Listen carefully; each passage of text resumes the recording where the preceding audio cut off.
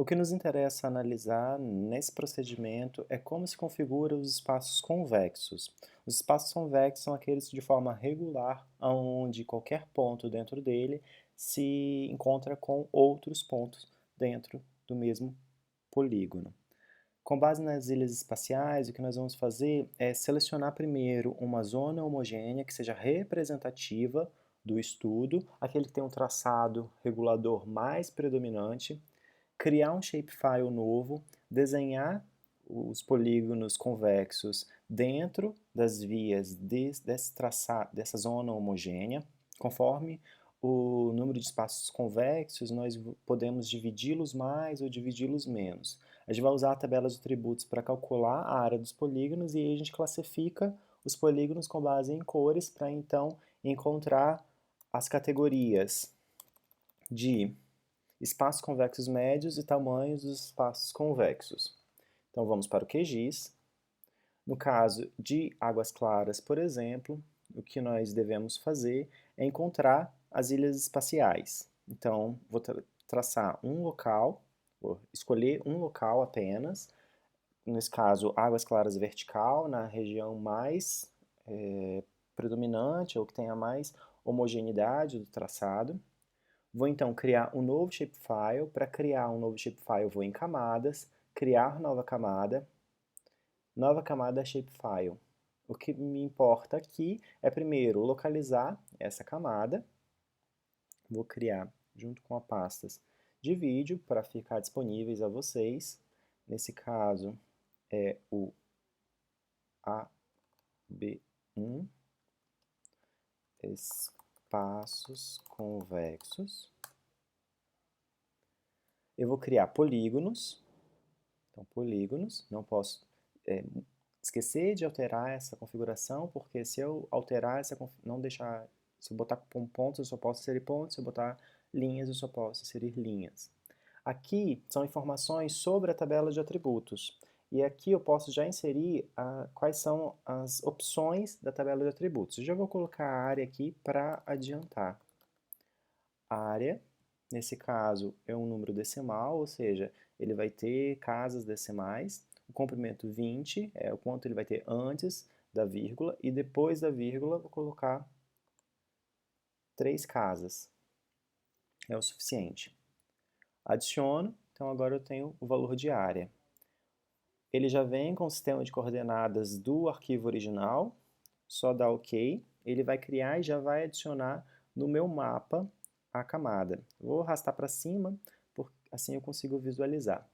Lembre-se que edição de camadas shapefile, eu sempre tenho que desabilitar a trava de edição, aqui no lápis, em alternar edição. A partir de agora, eu já posso criar novos polígonos. Lembre-se que os polígonos eles devem ser criados os mais gordinhos possíveis, para a gente ficar com uma referência clara. E não pode ter espaços, geralmente eles têm que ser retângulos ou quadrados, não pode ter deformações desse polígono. Então a gente pode ir fazendo mais aproximado, porque em planejamento não nos interessa quais são esses espaços mais fechados. Como, por exemplo, aqui, eu não posso cruzar e fazer isso. Por quê? Porque quando eu estou analisando desse ponto para esse ponto, conectando esses dois pontos, ele se cruza. Então, voltar e vou criar o primeiro polígono aqui, com o botão contrário. Não preciso preencher nada, depois eu vou fazer de forma automatizada. Posso criar esse primeiro quadrado aqui. A precisão não tem problema, porque estamos em planejamento urbano. E vou criando todos os polígonos regulares, ou seja, formando espaços convexos. Vou preenchendo todos os espaços, sempre tentando criar o maior polígono que a gente consegue encontrar, dando preferência para que ele seja o mais gordinho possível. Então, nesse caso, eu poderia estender esse polígono até aqui, só que esse polígono aqui ficaria maior, teria uma área maior. Vou continuar criando.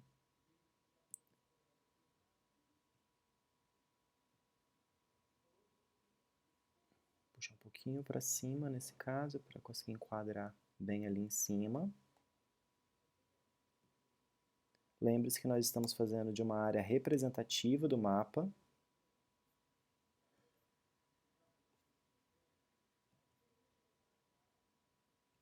Nesse caso, ele é representativo porque tem uma área de praça, porque tem a área do arruamento.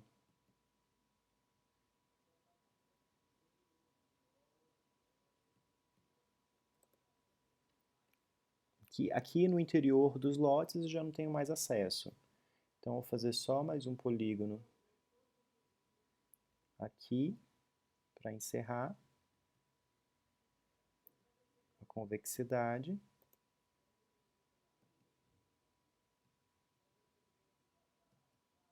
Para que, enfim, eu consiga fazer o dimensionamento e saber quais são a média de tamanho dos espaços convexos em águas claras. Não há uma regra absoluta na configuração desse traçado. Então, cada um que for fazer esse traçado na mesma área vai ter uma configuração diferente. Terminei uma área representativa. Claro que o ideal é que a gente fizesse de todo o espaço visível. Nesse caso, é bom alinhar como se fosse um quadrado.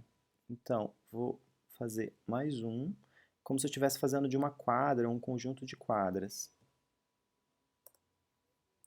E, para mostrar inclusive mais uma ferramenta, vou editar esse daqui para encaixar. A ferramenta de edição é feita por meio dos vértices e é essa ferramenta que promove esse tipo de propriedade. Então, fechamos a edição, salvamos.